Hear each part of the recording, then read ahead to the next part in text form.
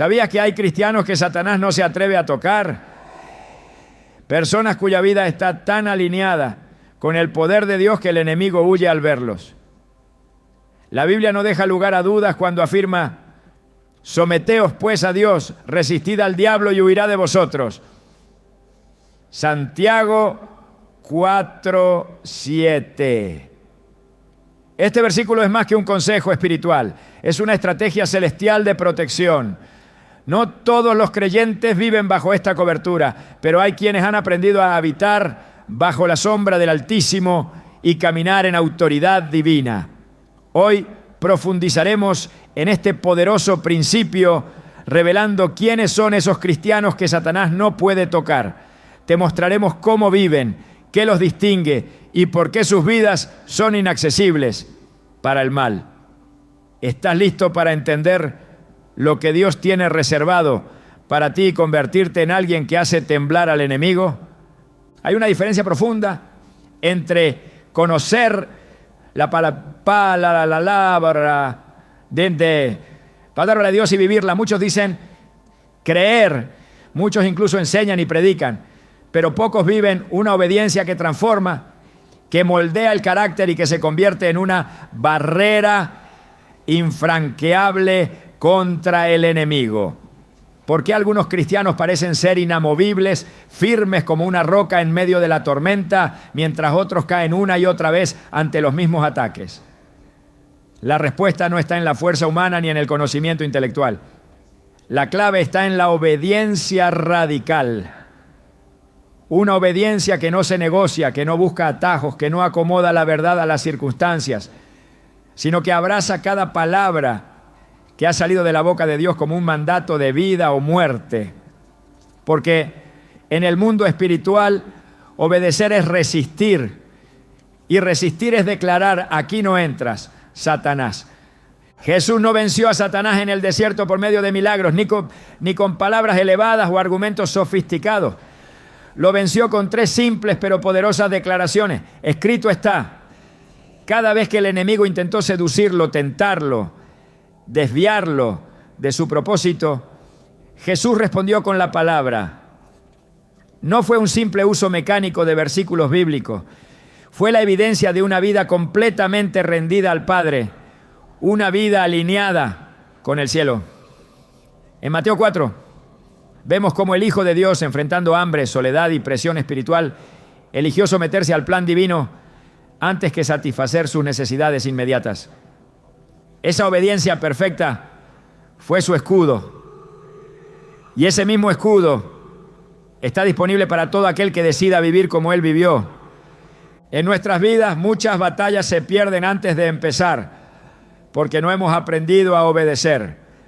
Queremos victoria sin entrega, queremos protección sin sumisión. Pero la palabra es clara: someteos pues a Dios, resistid al diablo y huirá de vosotros. Santiago 4:7. No hay resistencia efectiva sin sumisión previa. El orden no puede invertirse. No puedes ordenar al enemigo que huya si no has rendido tu corazón primero al Creador. Esta es una ley espiritual. Y mientras no comprendamos esto, seguiremos expuestos, vulnerables, confundidos, creyendo que la guerra es demasiado fuerte cuando en realidad es nuestra desobediencia la que ha abierto la puerta. Obedecer no es simplemente evitar lo malo, es amar lo bueno. Es elegir lo que Dios dice aunque no tenga sentido para nuestra lógica. Es caminar por fe cuando el camino parece oscuro. Es perdonar cuando todo dentro de ti grita venganza. Es dar cuando parece que no tienes. Es callar cuando tus palabras podrían destruir. Es renunciar a lo que te gusta si sabes que te aleja de tu propósito. Es decir sí, Señor, sin condiciones, sin negociar, sin pedir explicaciones. Eso es obediencia radical. Y esa obediencia, cuando se convierte en un estilo de vida, es como un sello espiritual que el enemigo reconoce. No porque le tema, sino porque sabes a quién le pertenece. El pueblo de Israel, al salir de Egipto, recibió instrucciones muy específicas. Dios no les pidió simplemente que salieran. sino que lo hicieran bajo ciertos términos, bajo ciertos principios. Tenían que pintar los dinteles de sus puertas con la sangre del cordero. Esa obediencia, aparentemente simple, fue la que marcó la diferencia entre la vida y la muerte. El ángel de la muerte pasó por todo Egipto, pero no tocó aquellas casas que estaban marcadas por la obediencia. No fue el estatus, ni la historia familiar, ni la intensidad de sus oraciones. Fue la obediencia. Y hoy el principio es el mismo. El enemigo no puede tocar lo que ha sido sellado por una vida obediente. Puede rondar, puede amenazar, puede rugir como león, pero no puede tocar. Pero no se trata de una obediencia superficial o intermitente. Dios no busca corazones tibios. En Apocalipsis 3:16 leemos una advertencia directa: pero por cuanto eres tibio y no frío ni caliente, te vomitaré de mi boca. Estas palabras son duras pero necesarias. Un cristiano tibio es terreno fértil para el enemigo. Un cristiano obediente, por el contrario, es como una ciudad fortificada. En el Salmo 119, 105, se nos dice: lámpara es a mis pies tu palabra y lumbrera a mi camino. Caminar con la palabra como guía es caminar con certeza. Es avanzar sin temor, sabiendo que cada paso está respaldado por el cielo. Hay quienes conocen la Biblia, pero no la viven. Hay quienes la citan, pero no la aplican. Y esa brecha entre el conocimiento y la práctica es donde el enemigo siembra confusión. Porque la autoridad no viene del saber, sino del hacer. Jesús lo dijo claramente en Mateo 7, 24 a 25. A cualquiera pues que me oye estas palabras y las hace, le compararé a un hombre prudente que edificó su casa sobre la roca. Descendió lluvia, vinieron ríos, soplaron vientos y golpearon contra aquella casa, y no cayó, porque estaba fundada sobre la roca. La roca no es solo la palabra, la roca es la obediencia a la palabra. En una ocasión, un joven se acercó a un pastor y le preguntó por qué sentía que su vida espiritual estaba estancada. Oraba, leía la Biblia, asistía a la iglesia, pero no experimentaba crecimiento ni victoria. El pastor le respondió con una pregunta simple pero directa: ¿estás obedeciendo lo que ya sabes? El joven guardó silencio, porque muchas veces buscamos nuevas revelaciones, nuevas experiencias, cuando aún no hemos respondido con obediencia a lo básico. No se trata de cuánta palabra recibes, sino de cuánta estás dispuesto a obedecer, porque cada mandato ignorado es una puerta que se abre al enemigo, y cada acto de obediencia es un muro que lo mantiene fuera. David fue llamado un hombre conforme al corazón de Dios, no porque no pecara, sino porque su corazón siempre volvía a la obediencia. En el Salmo 51, después de su pecado con Betsabé, David clama diciendo: crea en mí, oh Dios, un corazón limpio y renueva un espíritu recto dentro de mí. No pidió excusas, no culpó a otros, no justificó su caída. Reconoció su falta y volvió a rendirse. Y esa es otra verdad poderosa. Incluso si has fallado, la obediencia comienza en el momento en que decides volver. El enemigo quiere convencerte de que ya es tarde, que has perdido tu oportunidad, que Dios no te escuchará. Pero cada vez que un corazón se rinde de verdad, el cielo responde. La obediencia radical no siempre será comprendida. Muchos no entenderán por qué decides alejarte de ciertas cosas, por qué renuncias a ciertas relaciones, por qué eliges un camino más difícil. Pero lo que otros no ven, el mundo espiritual sí lo reconoce. Cuando decides vivir en obediencia, te alineas con el diseño divino. Y eso es lo que protege, eso es lo que fortalece, eso es lo que hace que el enemigo huya. Porque no hay nada más poderoso que un hijo obediente, caminando con su padre, En el 1 Samuel 15:22, el profeta Samuel declara: se complace Jehová tanto en los holocaustos y víctimas como en que se obedezca a las palabras de Jehová. Ciertamente el obedecer es mejor que los sacrificios y el prestar atención que la grosura de los carneros. Esta palabra fue dirigida a Saúl, un rey que prefirió los atajos y las apariencias a la obediencia genuina. Perdió su reino, perdió la unción, perdió la protección, porque la desobediencia, aunque venga disfrazada de buenas intenciones, siempre es rebelión. El enemigo no teme a nuestros cánticos ni a nuestras palabras vacías, pero cuando ve a alguien que obedece, incluso cuando duele, cuando cuesta, cuando implica renuncia, sabe que está frente a alguien peligroso. Porque esa persona ya no vive para sí misma, vive para Dios. Y alguien que ha muerto a sí mismo no puede ser manipulado por el enemigo. Hoy más que nunca necesitamos cristianos que no solo escuchen la palabra los domingos, sino que la vivan el lunes, el martes y cada día de su vida. Necesitamos hombres y mujeres que construyan su vida sobre la roca de la obediencia, que no negocien con la verdad, que no vivan a medias, que comprendan que seguir a Cristo implica cruz, implica renuncia, implica decisiones difíciles, pero también implica paz, implica poder, implica una protección que ningún demonio puede romper. Cuando Jesús se enfrentó a la tempestad, sus discípulos estaban aterrados, pero él dormía. ¿Por qué? Porque quien vive en obediencia vive en paz. Quien está en el centro de la voluntad de Dios puede descansar incluso en medio del caos. Y esa paz, esa autoridad, ese descanso espiritual es algo que el enemigo no puede replicar ni robar. Por eso, si quieres ser uno de esos cristianos que Satanás no puede tocar, empieza por obedecer. No mañana, hoy. Obedece lo que ya sabes. Obedece aunque no entiendas todo. Obedece aunque cueste.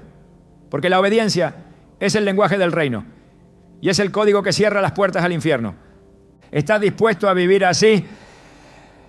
¿Estás listo para convertirte en alguien que el enemigo reconoce y evita? La decisión es tuya, pero recuerda, cada vez que obedeces no solo te protege, también haces temblar al infierno. La oración no es una práctica opcional, es un arma indispensable. En el reino espiritual, los cristianos que oran no solo son reconocidos en el cielo, también son temidos en el infierno. Satanás no teme a un creyente que sabe mucho, sino a aquel que sabe orar. Porque el que ora, gobierna. El que ora, interrumpe las estrategias del enemigo. El que ora, camina en el poder de lo alto. Por eso, hay cristianos que el enemigo evita, porque ha comprobado que cada vez que intentó atacarlos, se encontró con un muro invisible, impenetrable, levantado por la oración constante y ferviente. Jesús mismo, siendo el Hijo de Dios, priorizó la oración. En Marcos 1:35 se nos dice que muy de madrugada, cuando todavía estaba oscuro, Jesús se levantó, salió de la casa y se fue a un lugar solitario, donde se puso a orar. Él, que tenía todo el cielo a su disposición, entendía que sin oración no hay dirección, sin oración no hay fuerza, sin oración no hay comunión con el Padre. Si el Hijo necesitaba orar, ¿cuánto más nosotros? El enemigo no se impresiona por la emoción, pero sí retrocede ante el clamor de un justo, porque cuando un hijo de Dios ora con fe, todo el cielo se moviliza, ángeles son enviados, cadenas se rompen y muros espirituales caen. En la oración se gesta la victoria antes de que se vea en el plano natural. En el huerto de Getsemaní, cuando Jesús se postró y sudó gotas de sangre, ya estaba venciendo lo que sucedería en la cruz. La batalla espiritual no se gana en la superficie, sino en lo secreto. En Mateo 6:6, el Señor enseña: mas tú, cuando ores, entra en tu aposento y cerrada la puerta, ora a tu Padre que está en secreto. Y tu Padre que ve en lo secreto, te recompensará en público. Allí, en la intimidad con Dios, se define lo que el enemigo jamás podrá controlar. Satanás no puede entrar donde el Espíritu Santo habita con poder. Y ese poder se activa cuando la oración no es esporádica, sino parte esencial de la vida. Uno de los engaños más frecuentes del enemigo es hacer creer que orar es una pérdida de tiempo o que no sirve de nada. Pero esto solo lo piensa quien aún no ha probado el poder real de una oración sincera. Santiago 5:16 declara que la oración eficaz del justo puede mucho. No dice que puede algo, dice que puede mucho. Porque tiene la capacidad de mover lo inmóvil, de abrir caminos donde no los hay, de cerrar puertas que el infierno intenta forzar. La oración, cuando es perseverante, se convierte en fuego espiritual. No es un ritual, es una conversación con el Dios Todopoderoso. Y cuando esa conversación se mantiene viva, Satanás no encuentra entrada. El apóstol Pablo escribió desde la prisión palabras que hoy siguen retumbando con poder. Orad sin cesar. Primera a los Tesalonicenses 5:17. No como un mandamiento mecánico, sino como una forma de vida. Porque el que ora sin cesar está en constante comunión, en permanente alerta, en conexión directa con la fuente de poder y sabiduría. Un cristiano que ora no expresa fácil, porque discierne, porque ve más allá, porque está entrenado espiritualmente para oír la voz de Dios y resistir al enemigo en el día malo. La oración agudiza el oído del alma. El que ora no se guía por emociones, se guía por dirección divina. Y eso es algo que el enemigo no puede anticipar ni controlar. En Daniel capítulo 6 encontramos un retrato claro del impacto de una vida de oración. Daniel oraba 3 veces al día, sin esconderse, sin temor a las consecuencias. Cuando se firmó el edicto que prohibía orar a cualquier Dios que no fuera el rey, él no dejó de hacerlo. Su compromiso era mayor que cualquier decreto humano. Lo arrojaron al foso de los leones, pero allí no hubo rugido que pudiera tocarlo. Porque el que ora está rodeado por ángeles, cubierto por la presencia divina, protegido por la fidelidad de un Dios que no falla. La oración de Daniel no solo lo salvó, sino que fue el medio por el cual Dios se glorificó ante una nación entera. Ese es el nivel de impacto que tiene una vida construida sobre la oración. La oración no solo nos fortalece, también expone las obras del enemigo. Cuando oramos, Dios revela, instruye y advierte. En Hechos 16, Pablo y Silas oraban en la cárcel. Habían sido azotados y encarcelados injustamente, pero no se quejaron, no se rindieron, oraron. Y mientras oraban, un terremoto sacudió los cimientos de la prisión, las puertas se abrieron y las cadenas cayeron. Esta escena no es simbólica, es una manifestación del poder espiritual que se desata cuando 2 o más oran con fe. El enemigo no soporta ese nivel de comunión, porque no solo libera al que ora, sino también a quienes están alrededor. Una vida de oración constante no solo protege al cristiano, transforma el ambiente donde se encuentra. El mismo Jesús enseñó que algunos tipos de opresión espiritual no pueden ser vencidos sin oración. En Marcos 9:29 dijo, este género con nada puede salir sino con oración. Hay ataques que solo se rompen con una vida de altar.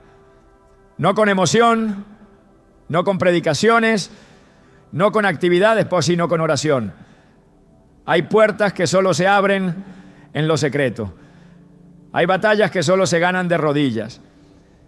Y hay cristianos que el enemigo no toca porque han aprendido a vivir así, de rodillas, en comunión, revestidos del poder del cielo, no porque sean fuertes en sí mismos, sino porque reconocen que sin Dios no pueden nada. En Efesios 6, cuando Pablo describe la armadura de Dios, termina con una exhortación vital, orando en todo tiempo con toda oración y súplica en el Espíritu, y velando en ello con toda perseverancia. La oración es parte integral de la batalla espiritual. No es el cierre del pasaje, es el sostén. Porque ninguna armadura es efectiva si no está activada por la oración. El casco de la salvación, la coraza de justicia, el escudo de la fe, la espada del Espíritu. Todo cobra vida cuando se ora. Sin oración, todo se vuelve rutina. Con oración, todo se convierte en poder. Muchos quieren vivir vidas victoriosas sin invertir en oración, pero no se puede caminar en la autoridad de Cristo sin pasar tiempo con Él. En Juan 15:7 el Señor dejó una promesa poderosa. Si permanecéis en mí y mis palabras permanecen en vosotros, pedid todo lo que queráis y os será hecho. Permanecer implica conexión continua, no momentos ocasionales, sino una relación profunda. Y esa relación solo se cultiva en la oración. El enemigo sabe que no puede tocar a quienes permanecen. Por eso su estrategia más común es distraer, ocupar, cansar, llenar la mente de preocupaciones y el día de ocupaciones. Todo para que la oración sea desplazada. Porque donde no hay oración, hay vulnerabilidad. Pero donde hay oración ferviente, hay cobertura. Hay una nube de gloria que el enemigo no puede atravesar. Hay una voz que se eleva por encima de cualquier acusación. Hay un fuego que consume toda tiniebla. El enemigo tiembla cuando el creyente decide cerrar la puerta del ruido y abrir el corazón a la presencia de Dios. Porque sabe que ese momento puede cambiar destinos, romper pactos, sanar heridas, restaurar hogares y establecer la voluntad de Dios en la tierra. La oración tiene ese poder, no por las palabras que usamos, sino por el Dios que responde. No existe fortaleza espiritual sin vida de oración. No hay discernimiento sin comunión constante. No hay dirección clara sin búsqueda diaria. La oración no es una opción entre muchas. Es la raíz de todo fruto espiritual. Quien ora, camina con luz. Quien ora, discierne la voz de Dios. Quien ora, tiene paz en medio de la tormenta. Y el enemigo sabe que no puede engañar a alguien que tiene intimidad con el Espíritu Santo, porque esa persona no se guía por lo que ve, sino por lo que Dios le revela. Vive en otra dimensión, en otro nivel de entendimiento. Y en ese nivel, Satanás no tiene acceso. Por eso la oración constante no puede ser superficial. Debe ser profunda, intencional, alimentada por la palabra y sostenida por la fe. Debe ser más que palabras repetidas. Debe ser un diálogo que transforma. En Jeremías 33:3, el Señor promete: clama a mí y yo te responderé y te enseñaré cosas grandes y ocultas que tú no conoces. Esta no es una declaración poética, es una promesa real. Quien clama es escuchado. Quien busca, encuentra. Quien golpea, se le abre. El enemigo no puede bloquear lo que el cielo ha determinado liberar en respuesta a la oración ferviente de los hijos de Dios. Orar no es una tarea más en la lista diaria, es el oxígeno del alma. Así como el cuerpo no puede vivir sin aire, el espíritu no puede resistir sin oración. El que ora respira vida. El que ora mantiene la llama encendida. El que ora no se apaga, no se rinde, no se detiene, porque sabe que no camina solo. La oración es la línea directa con el Padre. Y mientras esa conexión esté activa, no hay fuerza infernal que prevalezca. Cuando un cristiano hace de la oración un estilo de vida, su entorno cambia. Su mente se renueva. Sus decisiones se alinean con la voluntad de Dios. Sus emociones se estabilizan. Su espíritu se fortalece. Su autoridad se eleva. Y su nombre es conocido en el cielo y temido en el infierno. Esa es la clase de cristiano que Satanás no se atreve a tocar. No por quién es, sino por con quién camina. Esa clase de cristiano no ora solo cuando hay crisis. Ora en todo tiempo. No ora por obligación, ora por amor. No ora buscando cosas, ora buscando al Dios que lo sostiene. Y en esa búsqueda constante, su vida se convierte en una muralla espiritual. El enemigo puede intentar acercarse, pero se encuentra con una presencia que lo repele, porque donde hay oración hay presencia. Y donde hay presencia de Dios, el enemigo no tiene poder. Así como el incienso subía continuamente en el tabernáculo, la oración debe subir sin cesar en nuestras vidas. No como un sacrificio ocasional, sino como una entrega diaria. Porque mientras haya oración, habrá victoria. Mientras haya oración, habrá dirección. Mientras haya oración, el enemigo huirá. Y si alguna vez te has preguntado por qué tu vida espiritual parece apagada, por qué sientes que no avanzas, por qué el enemigo ha ganado terreno, la respuesta puede estar en un altar que ha sido descuidado. Pero hoy puedes restaurarlo, hoy puedes volver, hoy puedes levantar una muralla que Satanás no pueda traspasar. Todo comienza con una oración, porque el poder no está en la elocuencia, está en la comunión. Y cuando un corazón se rinde en oración, Dios se manifiesta. Y donde Dios está, el enemigo huye. Hay una diferencia abismal entre aparentar santidad y vivir en santidad. Muchos conocen el lenguaje espiritual, saben moverse entre versículos y proclamas, pero conservan en lo secreto prácticas, pensamientos y hábitos que contradicen la verdad que profesan. El enemigo no se deja engañar por apariencias. Puede tolerar el bullicio de un cristiano emocional, pero huye del que ha sido limpiado por dentro. Satanás no teme al que predica bien, sino al que ha renunciado al pecado oculto. Porque donde hay limpieza interna, hay autoridad espiritual. Y donde hay santidad genuina, hay una presencia que no puede ser falsificada, la presencia del Dios vivo. No se trata de perfección humana. La Biblia jamás ha exigido impecabilidad moral, pero sí exige integridad. En Salmos 24, 3-4, se formula una pregunta que define esta verdad. ¿Quién subirá al monte de Jehová? ¿Y quién estará en su lugar santo? El limpio de manos y puro de corazón. La pureza no se mide por actos visibles, ¿no?, sino por la condición del corazón. Un corazón dividido, contaminado o comprometido con la oscuridad, en lo secreto, no puede sostener la luz que viene de lo alto. El enemigo opera en las sombras y cuando encuentra una vida sin luz interna, establece allí su territorio. Jesús fue claro cuando habló sobre la importancia de la pureza. En Mateo 5:8 declaró: bienaventurados los de limpio corazón, porque ellos verán a Dios. Ver a Dios no es solo una promesa para la eternidad, es también una realidad para quienes caminan en santidad ahora. Esos son los cristianos que disciernen lo espiritual, que perciben la dirección divina, que caminan con claridad aún en medio de la confusión. Y esa percepción es un arma poderosa. El enemigo no puede manipular a quien tiene la visión del cielo, pero esa visión solo es concedida a los que han sido purificados por la verdad. El apóstol Pablo en 2 Corintios 7:1 exhorta con palabras precisas: limpiémonos de toda contaminación de carne y de espíritu, perfeccionando la santidad en el temor de Dios. Esta limpieza no es automática. Implica decisión, rendición, arrepentimiento continuo. La santidad no es un evento, es un camino. Es el fruto de una vida en comunión con Dios, no de una conducta religiosa.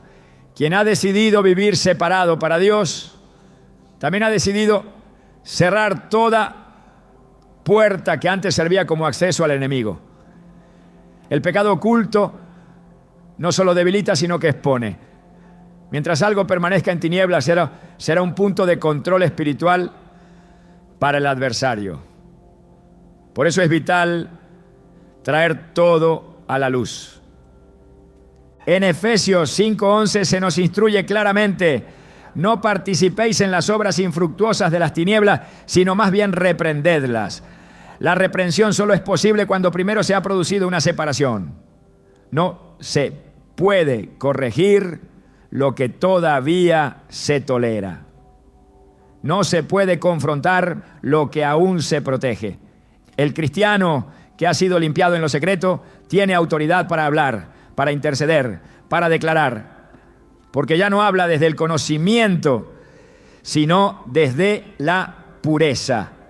El enemigo reconoce cuando una boca está respaldada por un corazón íntegro. No hay poder más grande que el de una conciencia limpia y un espíritu rendido. La santidad no es represión, es libertad. No es un conjunto de restricciones, es una expansión del alma. Es vivir sin culpa, sin cadenas, no, sin doble vida. Es caminar con la frente en alto, sabiendo que no hay nada que el enemigo pueda usar como acusación. En Apocalipsis 12:10, Satanás es llamado el acusador de nuestros hermanos. Su estrategia es clara: señalar, condenar, recordar el pasado, explotar los errores. Pero cuando un cristiano ha confesado, ha renunciado y ha sido limpiado, esa acusación pierde fuerza. La sangre de Cristo no solo perdona, también borra, purifica y restaura. El que ha sido perdonado camina con una libertad que el infierno no puede imitar. La historia de Ananías y Zafira en Hechos 5 es una advertencia directa sobre los peligros del pecado oculto. Ellos quisieron aparentar una entrega total mientras mentían en lo secreto. Su pecado no fue la cantidad que ofrecieron, sino la hipocresía con la que actuaron. Quisieron engañar a los hombres, pero encontraron la reprensión de Dios. El Espíritu Santo no habita donde hay engaño, y donde el Espíritu no habita, el enemigo toma lugar. La santidad no es una exigencia externa, es una condición interna que atrae la presencia de Dios y repele la actividad demoníaca. Un corazón limpio es una fortaleza inexpugnable. En Romanos 6:12-14, Pablo instruye: no reine pues el pecado en vuestro cuerpo mortal, porque el pecado no se enseñoreará de vosotros. Esta no es una simple recomendación, es una declaración de autoridad. El pecado no tiene dominio sobre quien ha sido crucificado con Cristo, pero eso solo se activa cuando hay rendición completa. No se puede vencer al pecado mientras se coquetea con él. No se puede caminar en victoria mientras se mantienen áreas grises en lo secreto. La santidad requiere decisión absoluta. No hay espacio para la ambigüedad. O se vive para Dios, o se deja espacio para que el enemigo tome ventaja. El salmista en el Salmo 139, versículos 23-24, clama con profundidad: examíname, oh Dios, y conoce mi corazón, pruébame y conoce mis pensamientos, y ve si hay en mí camino de perversidad, y guíame en el camino eterno. Esta es la oración de los que han entendido que la verdadera guerra espiritual comienza adentro. La limpieza del alma es el primer paso hacia la conquista espiritual. Un corazón expuesto ante Dios es un terreno seguro, firme, inquebrantable. El enemigo no puede tocar lo que está constantemente siendo examinado por la luz del Espíritu. En Proverbios 28:13 se nos recuerda que el que encubre sus pecados no prosperará, mas el que los confiesa y se aparta alcanzará misericordia. No hay excusas válidas para mantener el pecado oculto. Dios ya lo ve. Los cielos ya lo saben. El enemigo lo utiliza. Solo quien decide confesar y apartarse recibe la gracia que restaura. Y esa gracia no solo limpia, también protege. Porque un corazón arrepentido es un corazón bajo cobertura. El enemigo no tiene acceso donde hay confesión genuina y decisión firme de vivir en santidad. La santidad no es un estilo de vida anticuado, es el diseño original. En el 1 Pedro 1:15-16 se nos exhorta: sed santos en toda vuestra manera de vivir, porque escrito está: sed santos porque yo soy santo. Esta no es una sugerencia, es una invitación a vivir como hijos del Rey, No se trata de legalismo, se trata de identidad. Un hijo de Dios que ha sido redimido no puede conformarse con vivir en tinieblas. Ha sido llamado a reflejar la luz. Y esa luz solo se mantiene encendida cuando el corazón permanece limpio. Cada pensamiento impuro, cada práctica tolerada, cada mentira consentida es una grieta que el enemigo explota. La batalla espiritual se libra en lo invisible. Y si bien el cristiano ha sido revestido con poder, ese poder solo opera plenamente en vasos limpios. En 2 Timoteo 2:21 se afirma: si alguno se limpia de estas cosas, será instrumento para honra, santificado, útil al Señor y dispuesto para toda buena obra. La utilidad espiritual está directamente ligada a la santidad. Dios no unge el pecado, Dios no bendice la doble vida, pero cuando encuentra un corazón rendido, lo llena, lo usa, lo protege. La santidad es una decisión diaria. No es un logro que se alcanza una vez y para siempre. Es un proceso constante de rendición, de vigilancia, de alineación con la palabra. Es decirle no al mundo cada día, no al pecado, cada momento, no a la carne, cada vez que se levanta. Y esa lucha, cuando se sostiene con la fuerza del Espíritu, se convierte en una muralla espiritual que el enemigo no puede derribar. Porque donde hay santidad, hay respaldo celestial. Y donde hay respaldo de Dios, hay una línea que las tinieblas no pueden cruzar. El enemigo conoce la diferencia entre un cristiano que habla de santidad y uno que vive en santidad. El primero puede ser elocuente, pero carece de autoridad. El segundo puede ser sencillo, pero carga gloria. Porque la gloria de Dios descansa sobre los que han hecho del altar un estilo de vida. No se trata de cuánto haces, sino de cuán limpio estás. No se trata de cuánta gente te escucha, sino de cuánta obediencia hay en tu vida secreta. Esa es la clase de santidad que desarma al enemigo. En Hebreos 12:14 se nos da una instrucción que encierra poder. Seguid la paz con todos y la santidad sin la cual nadie verá al Señor. Sin santidad no hay revelación, sin santidad no hay autoridad. Sin santidad no hay respaldo espiritual. El enemigo sabe que un corazón dividido es fácil de confundir. Pero cuando encuentra un creyente que ha cerrado toda puerta, que ha renunciado a todo lazo con las tinieblas, que ha decidido vivir apartado para Dios, sabe que no tiene lugar. Porque la santidad no solo limpia, también levanta un cerco espiritual alrededor del justo. El cristiano que ha renunciado al pecado oculto vive con una libertad que no puede ser imitada. No tiene miedo de ser expuesto, no vive con temor, no depende de apariencias. Su conciencia está limpia, su caminar es firme, su comunión es constante y su entorno espiritual es impenetrable, porque no hay acceso para el enemigo donde el alma ha sido limpiada por completo. Esa limpieza no se logra con esfuerzo humano, sino con una rendición profunda y constante ante el Espíritu de Dios.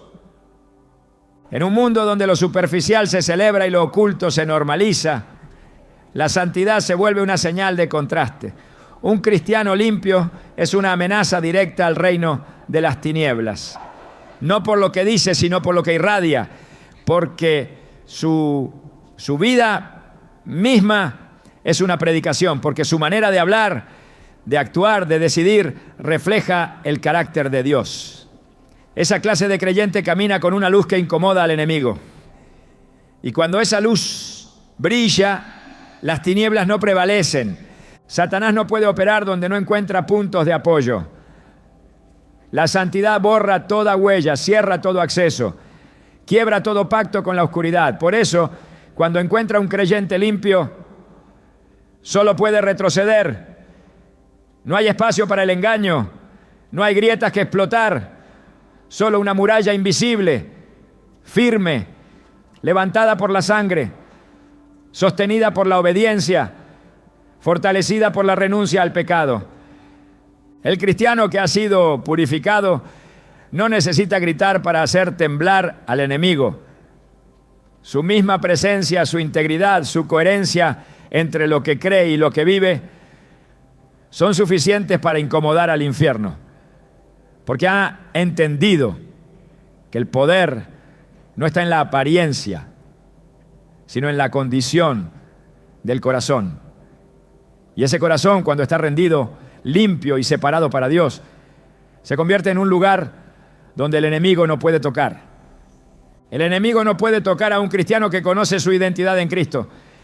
Puede gritar, puede acusar, puede levantar tormentas, pero no puede vencer a quien ha entendido quién es y a quién pertenece. Porque el poder espiritual no radica en los títulos, ni en las apariencias, ni siquiera en los dones. El verdadero poder proviene del reconocimiento profundo de lo que significa haber sido redimido, adoptado, sellado y comisionado por Dios. El infierno no resiste una identidad establecida. Las tinieblas no pueden operar donde hay certeza de propósito y conciencia de autoridad espiritual. El problema de muchos no es la falta de fe, sino la falta de conocimiento sobre su posición en el reino. Cuando un creyente vive sin comprender lo que le ha sido otorgado por Cristo, se convierte en blanco fácil del enemigo. La ignorancia espiritual es una de las armas más efectivas de las tinieblas. Por eso, el primer ataque del adversario siempre apunta al área de la identidad. Desde el principio, así ha sido. En el jardín del Edén, la serpiente no vino con violencia, sino con duda. ¿Con qué Dios os ha dicho? En el desierto, con Jesús, la tentación comenzó con un cuestionamiento. Si eres hijo de Dios, el ataque es directo a la identidad, porque quien no sabe quién es, tampoco sabe qué tiene ni qué puede hacer. Y quien no lo sabe, no puede resistir. En Efesios 1, 18 a 19, Pablo ora para que los ojos de vuestro entendimiento sean alumbrados, para que sepáis cuál es la esperanza a la que Él os ha llamado y cuáles las riquezas de la gloria de su herencia en los santos, y cuál la supereminente grandeza de su poder para con nosotros los que creemos. Esta no es una oración de motivación, es una petición urgente para que los creyentes vivan conscientes de su posición. Porque un hijo que desconoce su herencia vivirá como esclavo, y un embajador que ignora su autoridad jamás podrá actuar en nombre de quien lo envió. Cristo no solo vino a perdonar pecados, vino a restaurar el diseño original, vino a devolvernos lo que Adán perdió, vino a hacernos coherederos. Romanos 8:17 lo dice con claridad. Y si hijos, también herederos, herederos de Dios y coherederos con Cristo. Esa declaración no es simbólica, es legal. No habla de una idea emocional, sino de una realidad espiritual activa. El cristiano que ha sido regenerado por la sangre no solo es perdonado, también es autorizado. Tiene acceso, tiene respaldo, tiene posición. Pero todo esto solo cobra efecto cuando se cree y se vive desde esa identidad. En Colosenses 2:10 se afirma: y vosotros estáis completos en Él, que es la cabeza de todo principado y potestad. Completo no significa parcialmente restaurado, significa equipado, habilitado, posicionado por encima de toda fuerza de maldad. El enemigo no tiene acceso a quien ha sido cubierto por la plenitud de Cristo, no porque no intente atacar, sino porque se encuentra con una barrera legal, espiritual, divina. No puede gobernar donde ya reina otro, no puede imponer su voluntad donde ya hay una autoridad establecida, y esa autoridad está en cada hijo de Dios que camina en su verdadera identidad. Lucas 10:19 contiene una declaración que derriba toda estrategia demoníaca. He aquí os doy potestad de hollar serpientes y escorpiones y sobre toda fuerza del enemigo, y nada os dañará. Esta no es una promesa aislada, es un encargo, una activación. Cristo no dijo, tal vez puedan. Dijo, os doy. La autoridad no es algo que se mendiga, es algo que se recibe y se ejerce. Pero muchos viven como si aún fueran súbditos del temor, como si la cruz no hubiese roto las cadenas. El enemigo se aprovecha de la duda, pero se encuentra sin recursos ante el creyente que camina convencido de lo que lleva. En el 1 Pedro 2:9 se nos recuerda, mas vosotros sois linaje escogido, real sacerdocio, nación santa, pueblo adquirido por Dios. Cada palabra en esta frase es un golpe al sistema del infierno. No somos un accidente, no somos sobrevivientes espirituales, somos linajes, somos reales, somos adquiridos. Estas no son etiquetas motivacionales, son declaraciones que definen la nueva naturaleza del creyente. Y donde hay convicción de esta verdad, hay resistencia firme.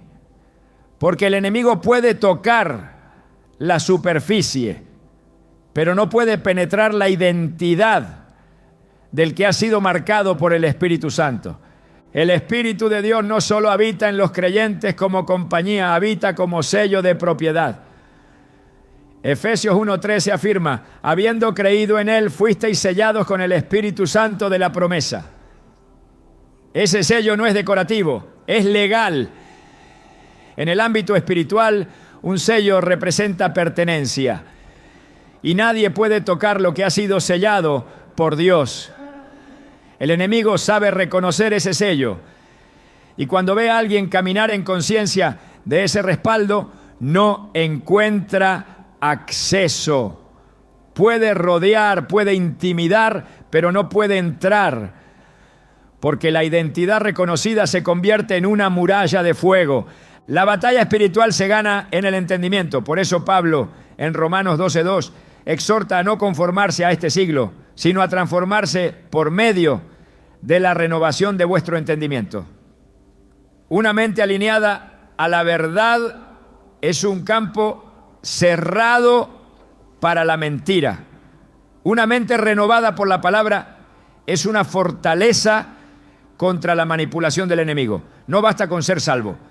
Es necesario renovar la manera de pensar para así vivir conforme a la nueva identidad. Porque mientras se piense como esclavo, se actuará como esclavo, aunque se haya sido liberado. La libertad se activa cuando el alma acepta lo que el Espíritu ya ha recibido. En Gálatas 4:7 se nos asegura, ya no eres esclavo sino hijo, y si hijo, también heredero de Dios por medio de Cristo. Esta transición de esclavitud a herencia cambia toda la dinámica espiritual.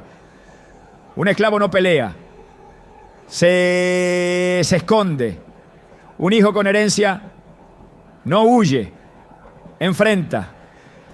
No desde la carne, sino desde la autoridad que le fue dada. Y esa autoridad no es arrogancia, es posicionamiento. El enemigo no es vencido con gritos, es vencido con verdad. Y la verdad es que cada creyente que ha nacido del Espíritu ha sido colocado por encima de toda potestad de oscuridad. Efesios 2:6 nos recuerda que nos hizo sentar en los lugares celestiales con Cristo Jesús. Esa no es una promesa futura, es una realidad presente. Estar sentado con Cristo es tener acceso al gobierno espiritual. Es ejercer autoridad no desde la tierra, sino desde la posición celestial que nos fue dada. Y cuando esa verdad se asume, la oración cambia, la actitud cambia, la guerra cambia. Porque ya no se ora desde el miedo, se ora desde el trono. Ya no se enfrenta desde la debilidad, se enfrenta desde la posición de victoria. El enemigo no necesita robar lo que ya está abandonado, no necesita arrebatar lo que el creyente no reclama. Por eso su mayor estrategia no es atacar con fuerza, sino con confusión.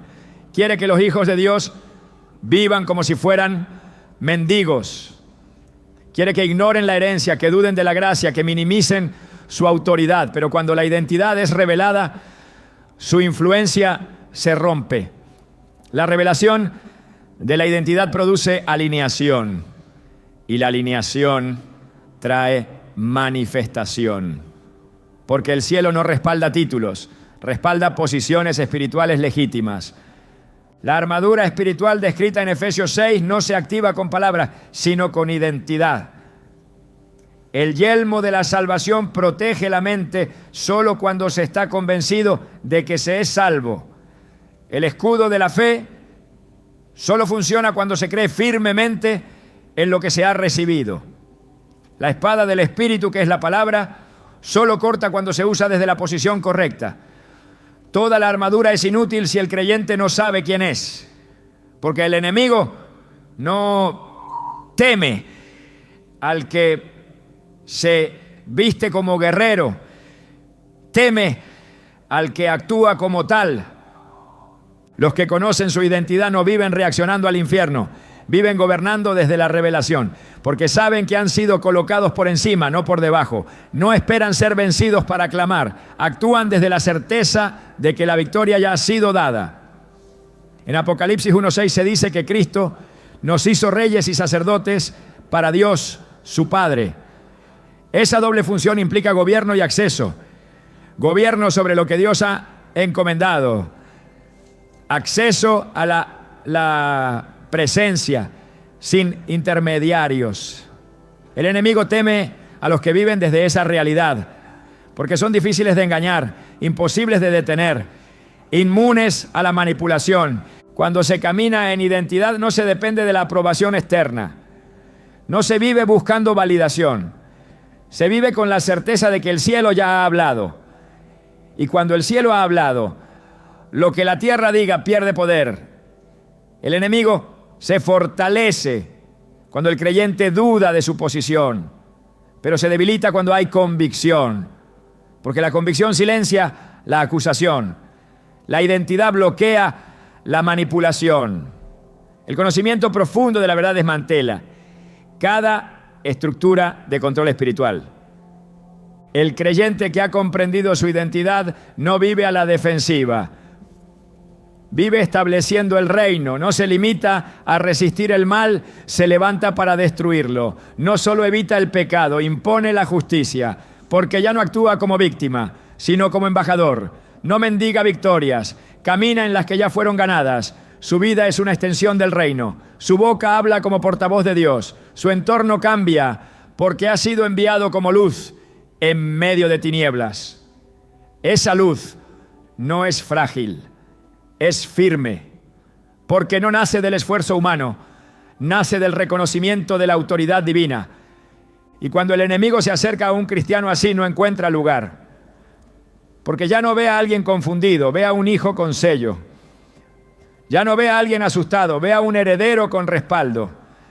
Ya no ve a alguien débil, ve ahí a alguien posicionado en los lugares celestiales.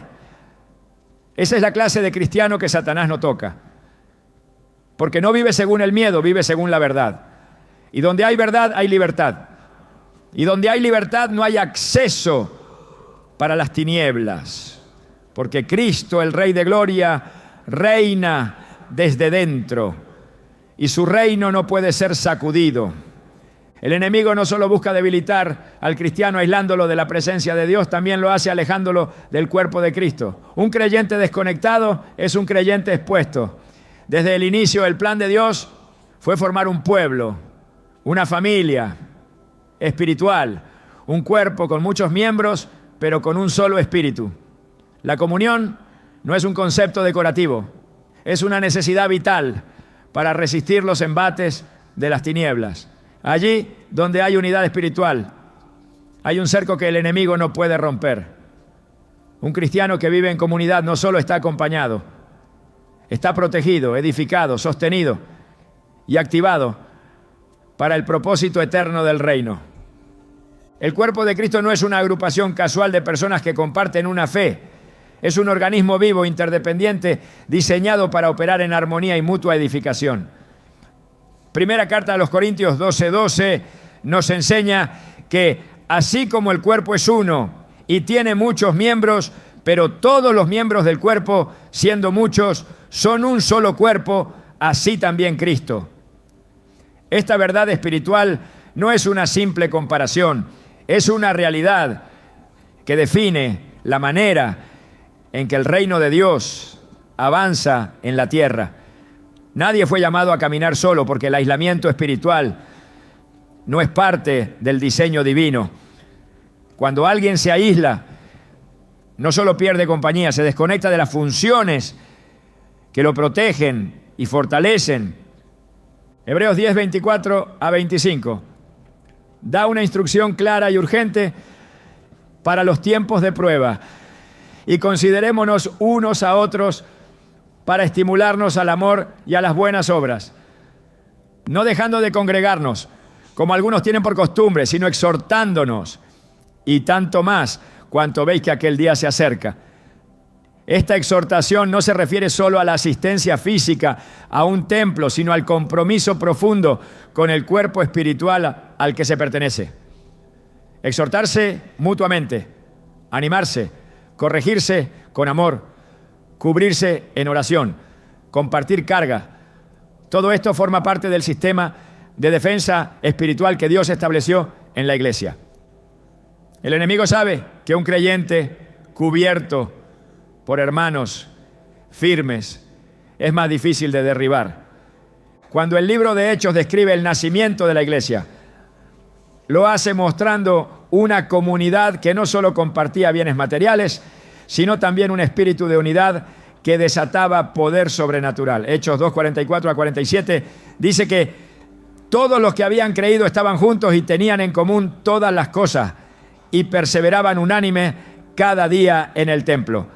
Esta perseverancia en comunidad no era resultado de una tradición humana, era la manifestación del Espíritu en acción. Donde hay unanimidad, el cielo se manifiesta. Donde hay comunión sincera, las fortalezas del enemigo se desmoronan. El individualismo, por el contrario, abre grietas que las tinieblas explotan sin demora. El enemigo opera en el aislamiento. Su estrategia siempre ha sido la misma: separar para destruir. Así como un león busca al más débil, al que se apartó de la manada, así el diablo, que anda como león rugiente, busca a quien está espiritualmente solo para devorarlo. 1 Pedro 5:8 no solo advierte sobre la vigilancia, sino que sitúa esa vigilancia en un contexto colectivo.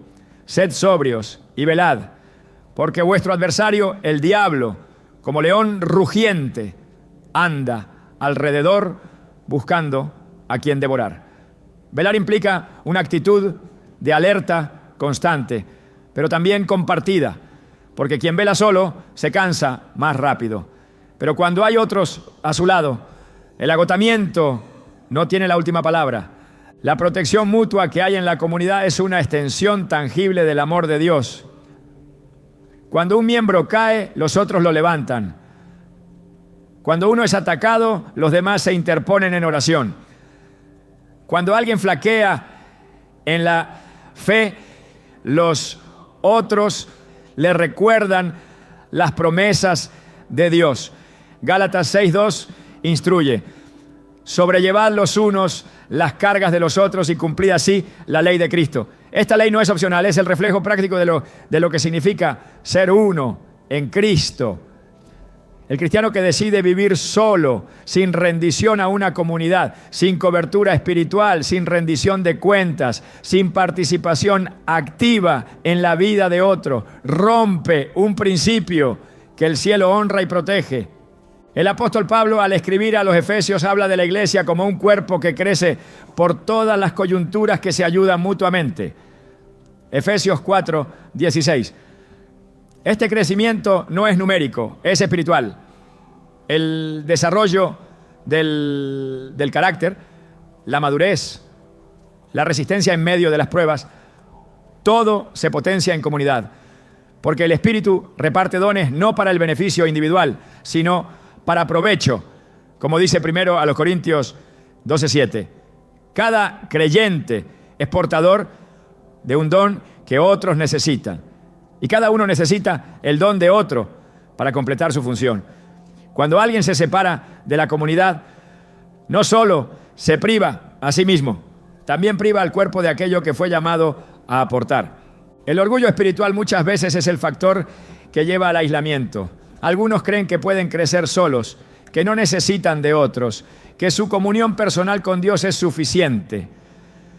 Pero esa idea contradice directamente el corazón del Evangelio, que nos llama a ser uno, como el Padre y el Hijo son uno. Jesús mismo oró por esta unidad en Juan 17:21, para que todos sean uno, como tú, oh Padre, en mí y yo en ti. Esta unidad no es uniformidad, es conexión espiritual que se manifiesta en amor, paciencia y servicio. Y donde esta unidad es vivida con sinceridad, el enemigo no encuentra entrada. La falta de comunidad espiritual expone al creyente a dos peligros graves: el engaño y el desánimo. El engaño entra cuando no hay voces a nuestro alrededor que nos confronten con la verdad. El desánimo se instala cuando no hay quienes nos fortalezcan con la palabra en medio del dolor. La comunidad actúa como un sistema inmunológico espiritual. Detecta lo que no es de Dios, reacciona ante el peligro, neutraliza las mentiras del enemigo. Porque nadie ve con claridad todo el tiempo y nadie está fuerte cada día. Pero cuando un creyente permanece unido al cuerpo, nunca estará completamente solo. En el libro de Eclesiastés se encuentra una verdad que trasciende lo natural y se aplica también en lo espiritual.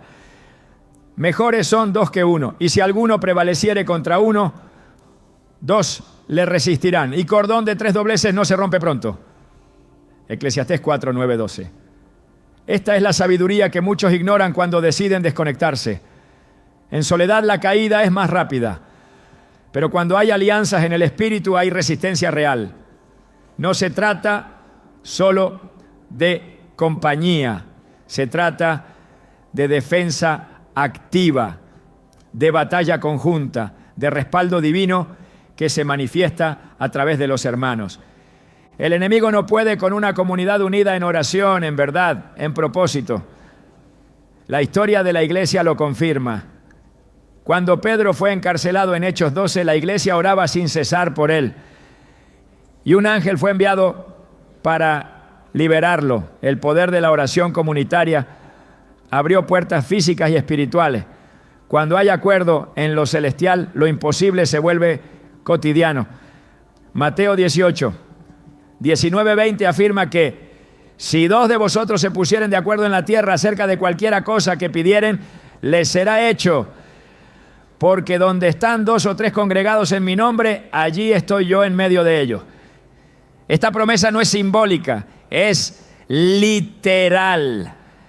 La presencia de Dios habita donde hay unidad.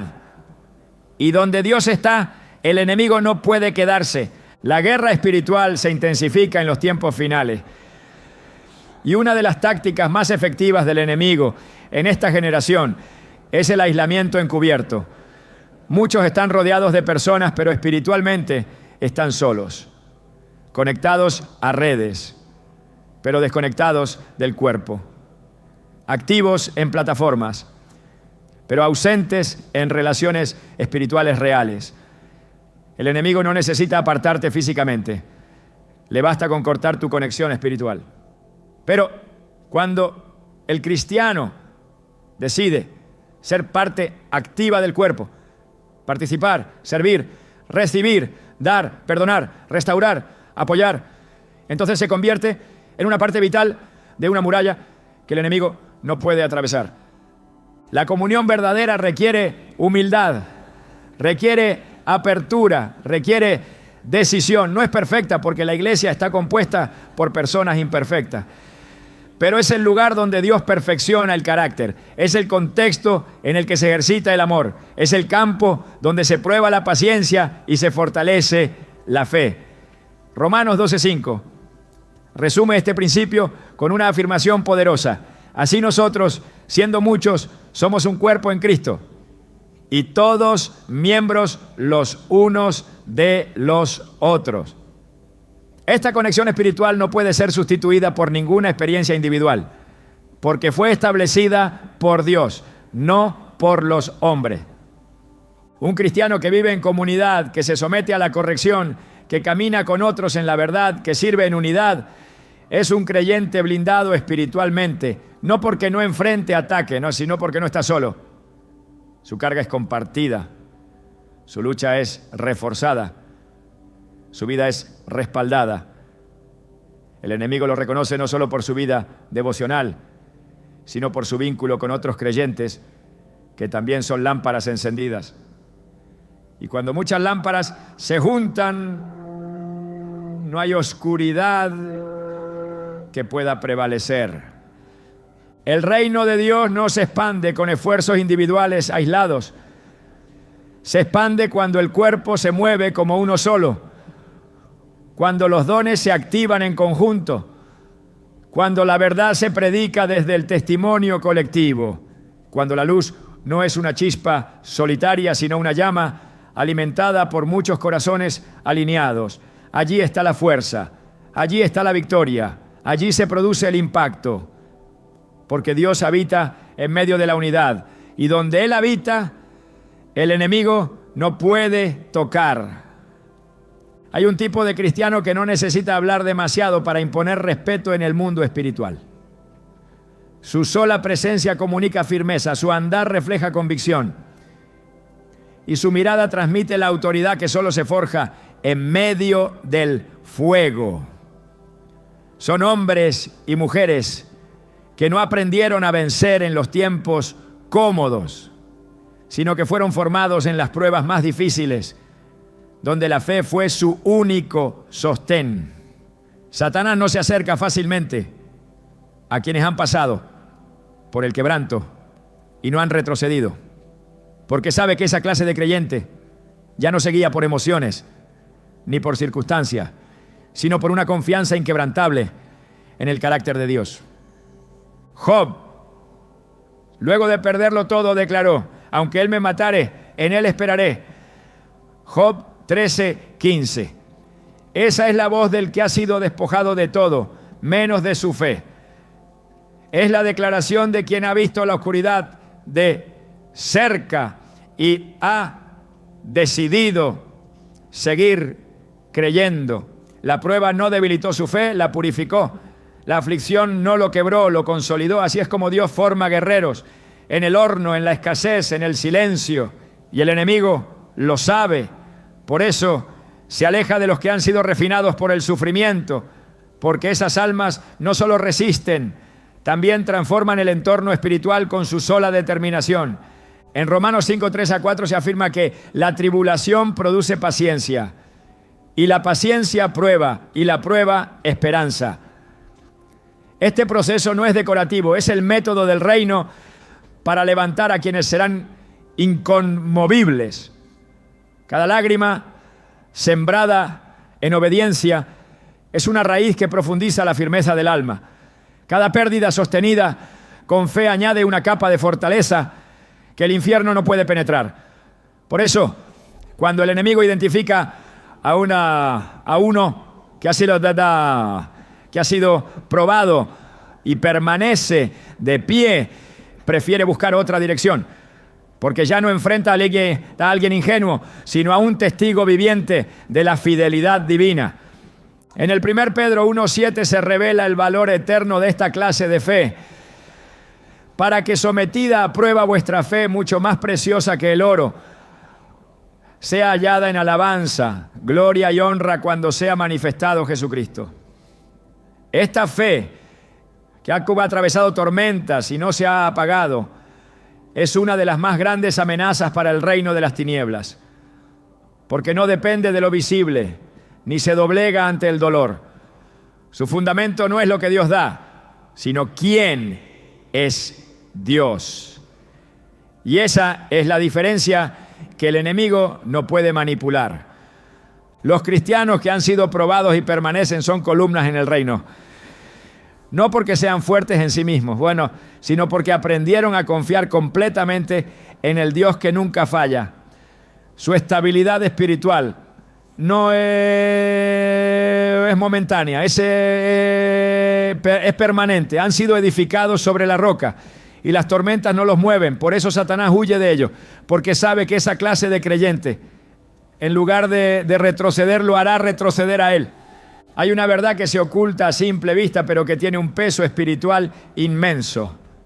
No todos los que creen viven como si realmente pertenecieran al reino. La diferencia entre ser parte del ejército de Dios y caminar como un espectador está en la postura interior, en la determinación del alma, en el tipo de vida que uno escoge cuando nadie lo está observando. Satanás no se intimida por la apariencia de piedad, sino por la realidad de una vida consagrada, consciente y activa en lo espiritual. El mayor poder de un creyente no está en lo visible, sino en lo que ha cultivado en lo secreto. Una decisión radical de vivir cada día como si el cielo lo estuviera observando, como si la eternidad comenzara hoy.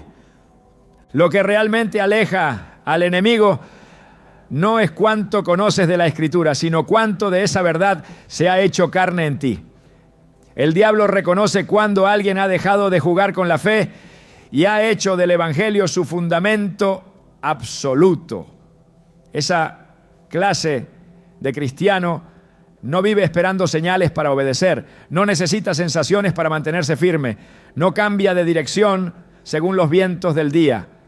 Vive desde un centro espiritual inamovible, donde cada paso, cada decisión, cada palabra están ordenadas bajo el gobierno de Cristo. Esa vida no es reactiva, es estratégica. No responde al caos, lo redime. No se confunde en la tormenta, establece orden. No huye del conflicto, avanza con autoridad. Dios no está buscando multitudes que lo mencionen, está levantando un remanente que lo represente. Y esos son los que el enemigo teme, son los que no negocian con las tinieblas, los que no se contaminan con las voces del mundo, los que no necesitan reconocimiento, porque ya saben que fueron aprobados por aquel que pesa los corazones. Son pocos, pero suficientes. Porque cuando una vida está verdaderamente rendida a Dios, se convierte en una grieta en el sistema del infierno, en una llama que no se apaga, en un estandarte que anuncia la victoria del reino aún en los lugares más oscuros. El llamado es profundo, no basta con ser salvo, hay que ser peligroso para el reino de las tinieblas. No se trata de cuánto tiempo llevas caminando con Dios, sino de cuánto de Dios está caminando en ti. No es cuántas veces vas al templo, sino cuántas veces has sido tú el templo donde su gloria ha reposado. Este es el tiempo de definir quién eres y de qué lado estás, no con palabras, sino con una vida que tenga un peso eterno. Porque cuando el enemigo vea tu firmeza, no tendrá que preguntar quién eres, lo sabrá. Y ahí, justo ahí, comienza la victoria. Cuando tu vida empieza, pues vas a hablar más fuerte que tus oraciones. Cuando tu carácter se convierte en un mensaje. Cuando tu comunión con Dios es tan profunda que ya no necesitas defender tu fe. Porque tu manera de vivir se ha convertido en la evidencia más poderosa de que Dios habita en ti. Esa es la clase de vida que el enemigo no puede tocar.